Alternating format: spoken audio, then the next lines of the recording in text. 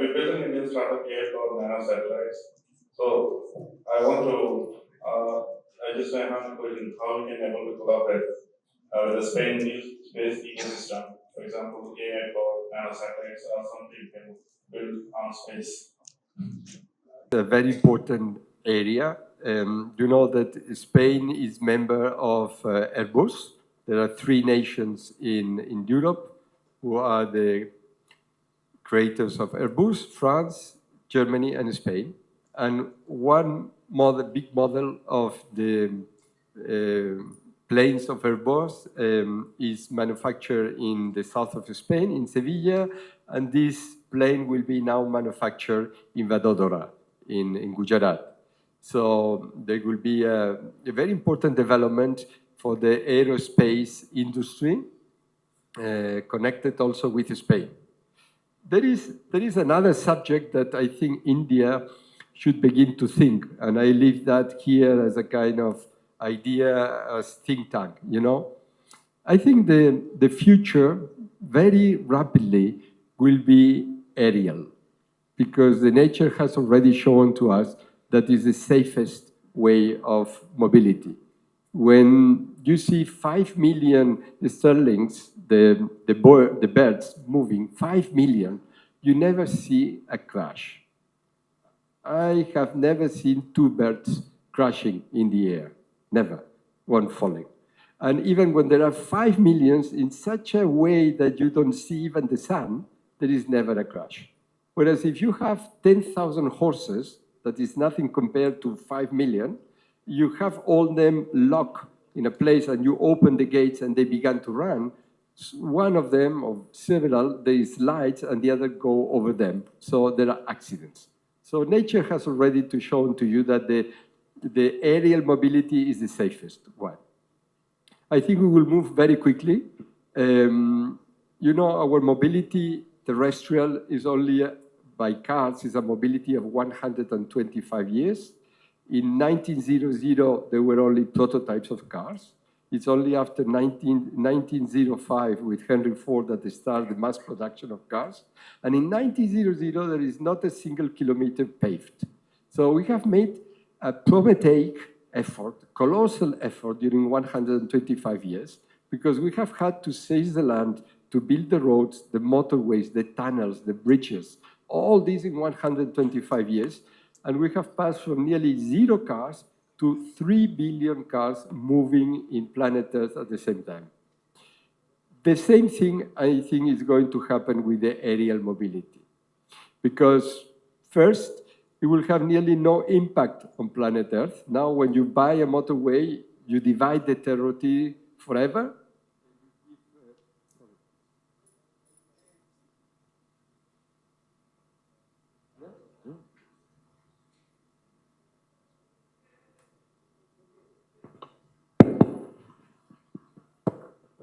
Well, you divide the territory, and at the same time, it has a certain impact on urbanism, because the planet Earth is occupied only in 6% of the whole planet. So you have 94 totally empty. Why? Because there are big deserts, because there are mountains, different accession.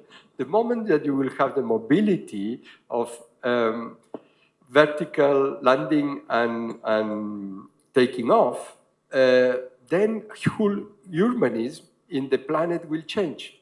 So I think this will go very fast. It will be like the mobile and the communications and the languages that you will have no problem in 2 years. All this will go very fast. And I'm saying all this long story to say that if I was advisor of the Prime Minister here in the area of transport, you know, I would say, you know, I'm going to calculate you the cost of doing the traditional system.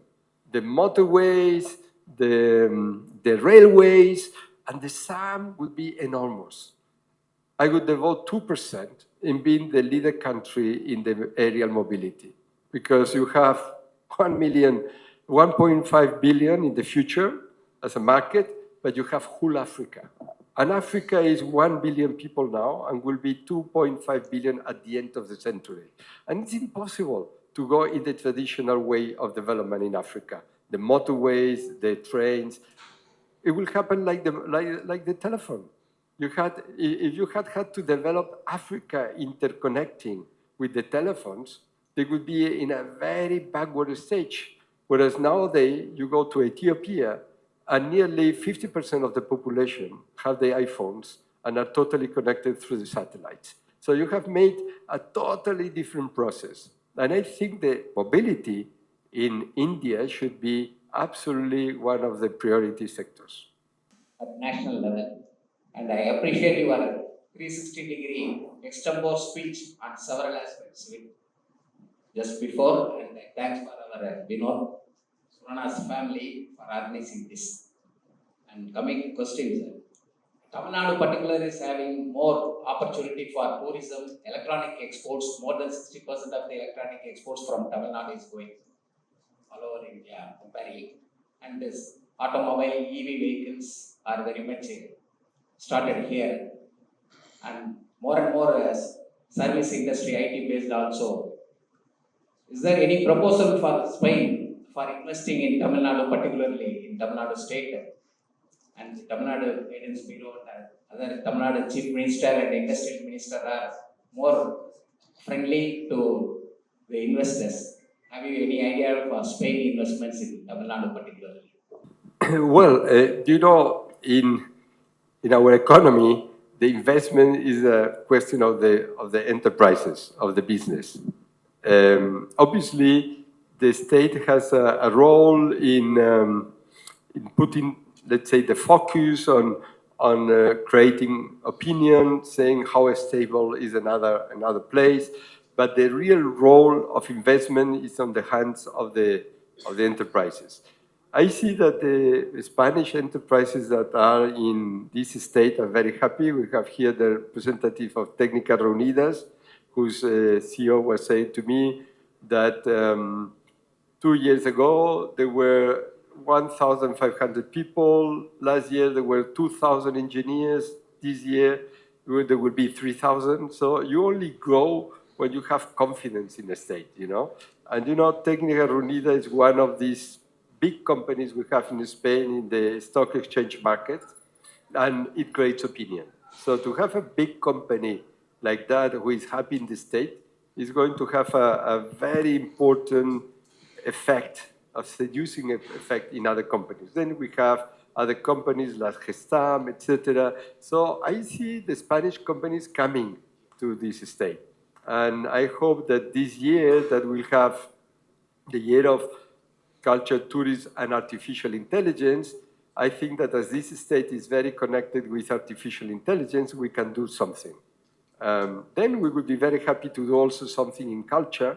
It's obviously not the key thing for the economy, but it opens the connection of the people. And this, obviously, the state is more connected with creating that, But I think that there will be an increase of movement through this meeting of universities, that obviously the universities of this state will come to Delhi, and they will connect the other universities, and then the idea of startups, and obviously the big enterprises. Just a couple of years ago. So I want to echo one of my experiences, which was actually traveling to Spain. As someone growing up watching Bollywood, most Indian students want to go to Spain for their trips. But one concern that we've been facing is the long waiting times for the Schengen visas. So given the growing bilateral trade, do you think it's about time to advocate for a more accessible, visa-friendly process, especially for tourism and short stays? Thank you. I think we are one of the Schengen states that we deliver visas in shorter term. Obviously, it's a complex system because once you go into one state, you can move to the other 27 states. So everything has to be very carefully seen. Because we have been very friendly giving visas, some other states say, listen, it's not possible because people are asking a visa in the Spanish consulates and then they are flying to other countries that are not so easy. So I think we have a certain reputation to be easy. the problem, is that I think we have been very successful in tourism, in the sense that our country is a country this year with 50 million people, and last year we had 102 million tourists in the country. Imagine what would happen. You know, in India, there is an important internal tourism, but the number of foreigners in India per year is 10 million. You are 1.5 billion. So imagine what would happen in this country if instead of having 10 million visitors, you could have 2 billion foreigners. People will say, well, what's happening here? So I think we have to be a little bit careful in how we give these visas, but we cannot be accused of being difficult because, you know, we are a small country, 40 million people having 102 million visitors. For us, it's very honoring because it's not a question of money also, only. It's a question that people like the country. So you feel that people find very, very friendly atmosphere and they enjoy and they want to repeat. I think we are giving every time more a visa of multiple entries, you know? So we are very strict in the first visa, but if you have really went to Spain, you have stayed in Spain and everything went very well, then when you apply for the next visa, you can apply for 1 year. And if you have traveled again and everything went very well, then we will give you 3 years. So if you get 3 years, it's quite easy to travel. Spain has been at the forefront of environmental and renewable energy, especially with the solar and wind industry.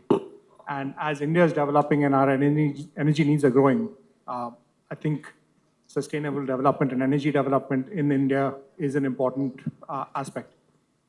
When we talk about collaborations, you talked about culture, you talked about AI and deep tech. Do you think there's something that we can do on the environmental side and sustainable development as well? Well, you know, I think India and Spain, we share this, let's say, setback that is not having great resources of oil or gas.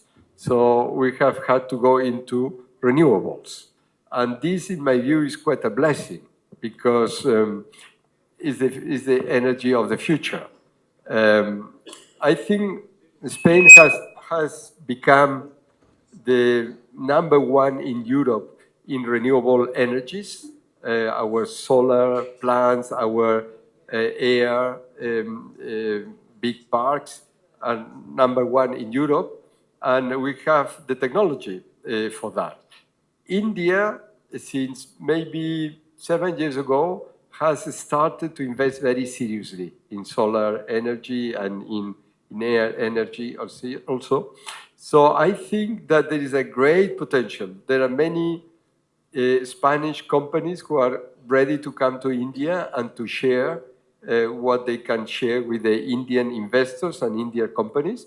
And it's a very, very, let's say, rich area of collaboration.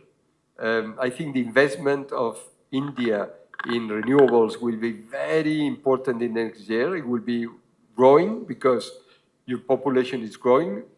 You are going to have maybe 200 million people more in the country in the next 17 years. It's enormous. And all these need energy. And if the country has decided to go for the clean energies, obviously all these renewables have to grow exponentially. And Spain is a good partner for that. You know, our friends, the French, they have gone more for the nuclear. Our friends, the Germans, they were more for the gas. And we didn't go for the nuclear. We had no gas, so we went for the renewables. So I think it's the country of reference in Europe, and we would be very happy to work with the Indian companies.